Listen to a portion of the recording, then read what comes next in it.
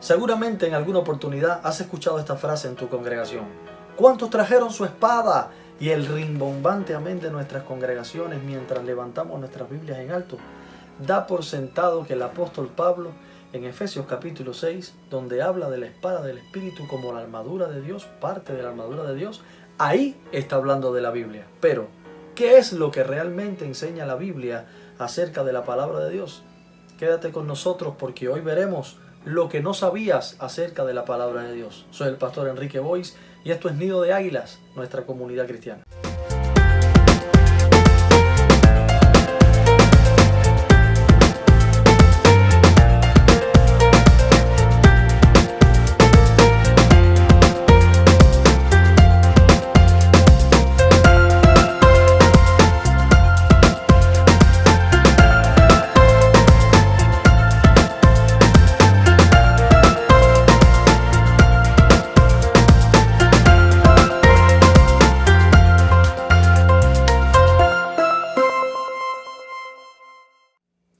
Todos sabemos que Dios creó todas las cosas que vemos con su palabra.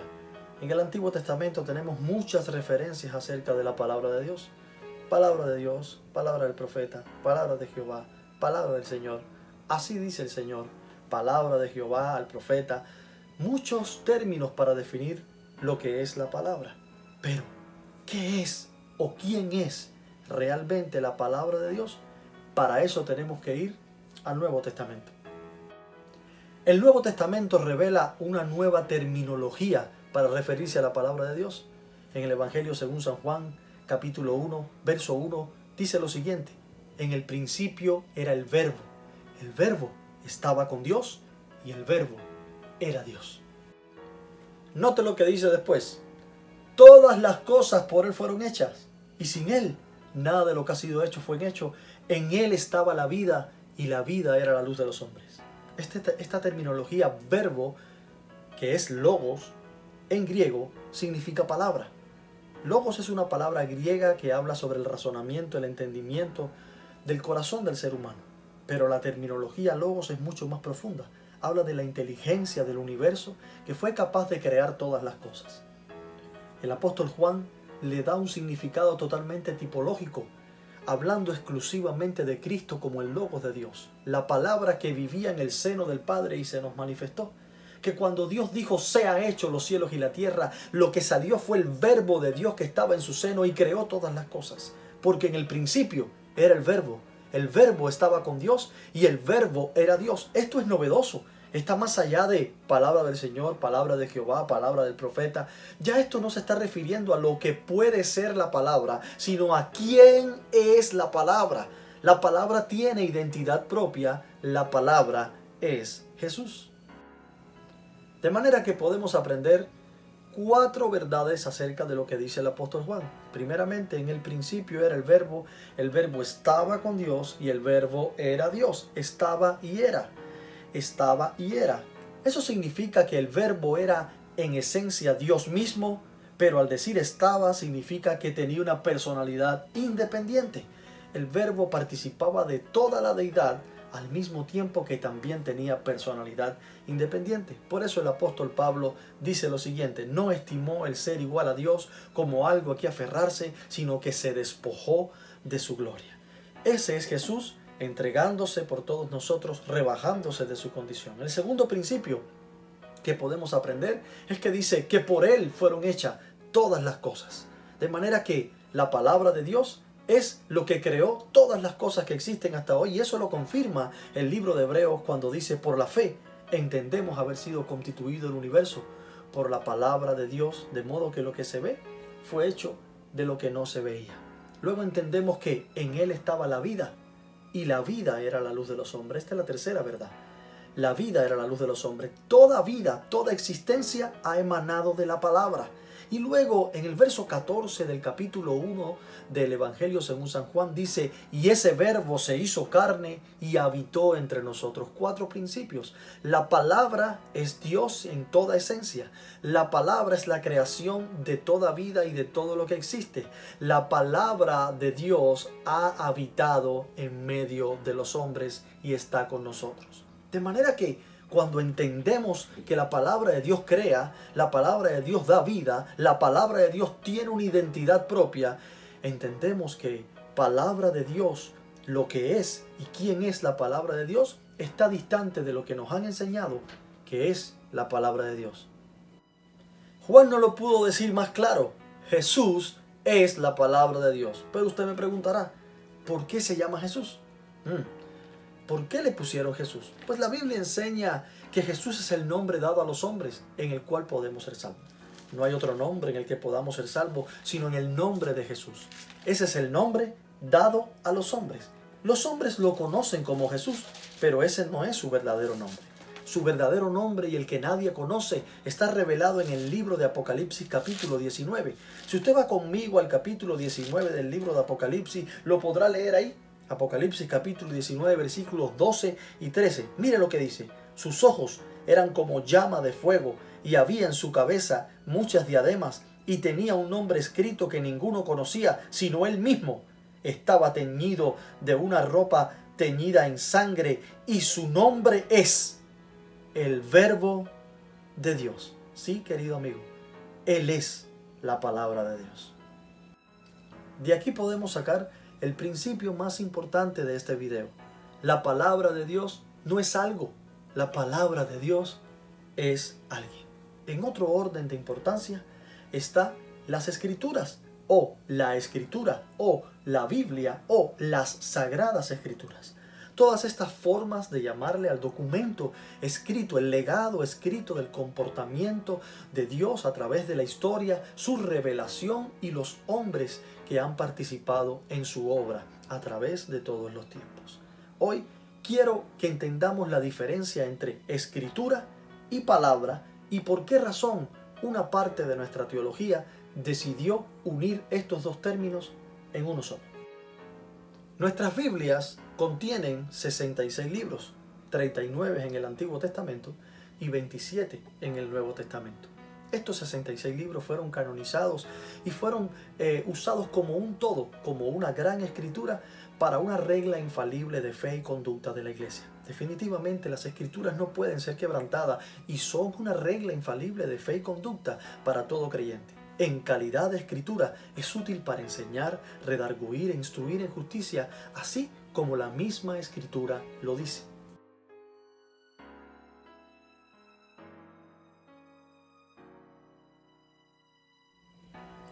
Como podemos ver ahí, la escritura es útil para enseñar, útil para redarguir, útil para instruir en justicia. Es importante entender lo que es redarguir, instruir, corregir. Estas cosas las hacen los ministros de Dios, aquellos que necesitan instruir y corregir. La escritura es útil para hacerlo, es una herramienta. ¿Por qué? Porque carga la revelación y carga la doctrina de Dios correcta para que podamos hacer ese trabajo. Si alguien está en un error y usted quiere corregirlo, usted usa la escritura y es útil para que usted pueda corregir. Pero la escritura en sí misma no corrige, sino que es útil para corregir. Eso es lo que es una herramienta. Es importante comprender lo que es una herramienta y lo que es una persona. Un martillo, por ejemplo, es ideal, es una herramienta ideal para clavar un clavo. Pero, definitivamente, el hombre es indispensable. El hombre puede usar diferentes maneras para clavar un clavo, incluso tratar de usar su fuerza bruta y tratar de poner el clavo donde va, aunque le cueste mucho trabajo. El hombre puede decidir cómo hace el trabajo, si lo hace de la forma fácil o de la forma difícil, porque tiene voluntad propia, es una persona. Pero el instrumento, la herramienta, nunca va a hacer el trabajo sin la consulta del hombre. Jamás va a hacer el martillo solo, va a ir el martillo y va a clavar el clavo. ¿Por qué? Porque la herramienta es útil para ser usada, pero la palabra, que es una persona, hace las cosas. De manera que las herramientas son usadas por el hombre, pero el hombre es usado por la palabra. Y esto es importante que lo tengamos en cuenta, porque la escritura es una herramienta útil para la palabra, pero la palabra en sí misma usa todas las cosas por su propia voluntad. Y veamos qué es lo que nos dice Hebreos capítulo 4, verso 12.